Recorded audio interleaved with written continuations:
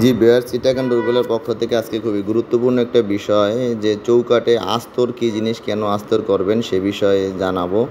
এখানে দেখেন চৌকাঠের উপরে যে আমরা চারপাশে যে ওয়ালে আপনার প্লাস্টার করছেন সেই প্লাস্টারের যে ইটা এবং যে প্লাস্টারে যেই আপনার সিমেন্ট এবং বালুর যেই সোপ দাগ এগুলো আপনার চৌকাঠের উপরে দেখেন পড়ে আছে। এগুলো আপনার বার্নিশ করার সময় যখন আমাদের মিস্ত্রিরা পরিষ্কার করে তখন এই সোপ দাগগুলো আপনার থেকেই যায়।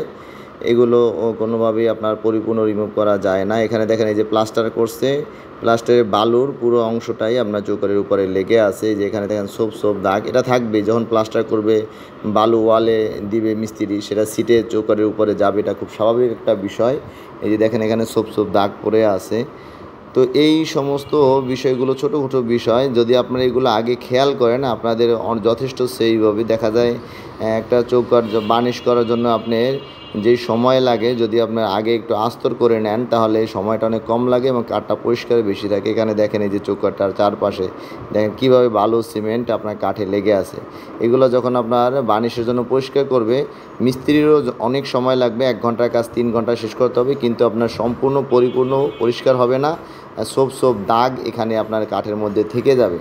তো এই সমস্যার সমাধানটা আসলে কিভাবে করবেন, এটা আমরা যেটা করে থাকি আপনাদেরও সেই একই পরামর্শ দিতেছি। চৌকাঠ কেনার পরে বাজারে চক পাউডার কিনতে পাওয়া যায়, এগুলো দাম খুবই কম।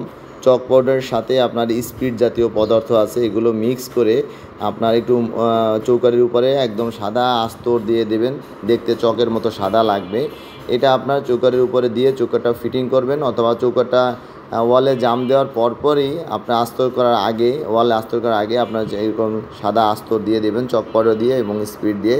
হালকা একটু আইকা দিলে ভালো হয়, তাহলে যদি দীর্ঘদিন থাকে আপনার আস্তরটা। আর আইকা না দিলে আস্তরটা পরিষ্কার করতে সুবিধা হয় এবং দ্রুত সময় আপনার অনেক সময় এইটা চক্রটা পড়ে যায়। তো চক পাউডারটা যাতে একটু বেশি সময় থাকে, আপনি যদি মনে করেন বার্নিশ অনেক দেরি করে করবেন তাহলে চক পাউডার এবং কেমিক্যালের ভিতরে হালকা পরিমাণে একটু আইকা দিবেন, খুব বেশি না, তাহলে হার্ড হয়ে এটা লেগে থাকবে।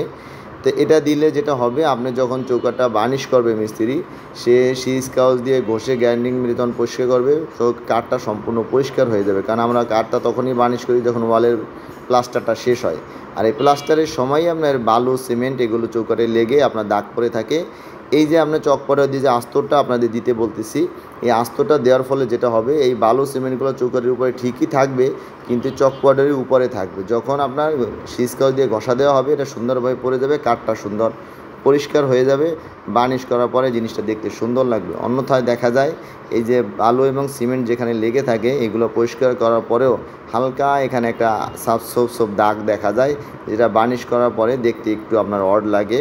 তো যেহেতু আমরা বিষয়টা জানি, আপনাদের জানিয়ে দিলাম যে আপনারা অবশ্যই চৌকাঠটা কেনার পরে ফিটিং করার আগে দিয়ে আপনার চক পাউডার দিয়ে কেমিক্যাল বা স্পিড দিয়ে আস্তরটা করে নেবেন। এতে আপনাদের সময়ও বাঁচবে, বার্নিশের খরচও আপনার কমবে। 100 চৌকাঠ বা 10টা চৌকাঠ আপনি বার্নিশ করলে দেখা যায় আপনার মিনিমাম হলো 5,000 টাকা আপনার সেভ হবে সময়ের দিক থেকে।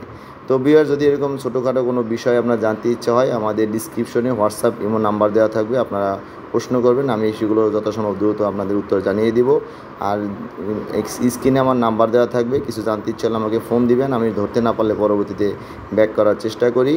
আর দেশ বিদেশের বিভিন্ন জায়গা থেকে অনেকেই আমাদের এখানে লোক পাঠান, অনেকে নিজেও আসেন। আমাদের লোকেশন ঢাকা মোহাম্মদপুর বসিলা ব্রিজের ঠিক গোড়াতেই, বসিলা পুরাতন প্রাইমারি স্কুলের রোডে ঢুকতেই হাতের বাম পাশে দেখবেন আমাদের শোরুম, এখানে সাইনবোর্ড দেওয়া আছে, এখানে এসে কথা বলতে পারবেন। আসার আগে অবশ্যই আমাকে ফোনে কন্ট্যাক্ট করে আসবেন, তা নাহলে অনেক সময় আমি আপনাদের সময় দিতে পারি না ব্যস্ত থাকার কারণে। তো বেশ, আবারও বলে দিলাম, এরকম আস্তর করে লাগাবেন তাহলে আপনাদের এরকম সময় নষ্ট হবে না, টাকা অপচয় হবে না। দেশ বিদেশের অনেকে আমাদের অর্ডার দিয়ে থাকেন, এখানে আসেনও না, টাকা পাঠিয়ে দেন। সবাইকে আমরা ধন্যবাদ জানিয়ে আজকে এখানে শেষ করতেছি।